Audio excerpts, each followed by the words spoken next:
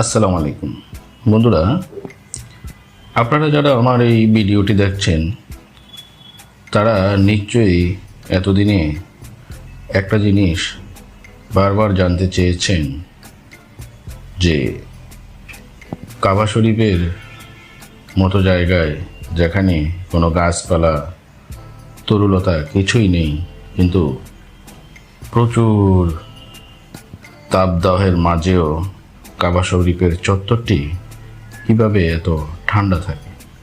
আসলে যারা বাস্তবে সেখানে ভিজিট করেছেন ঠিক তারাই বলতে পারবেন কতটুকু ঠান্ডা থাকে। আশ্চর্যের এই বিষয়টি নিয়ে আজকে আপনাদের সামনে আমি আসছি।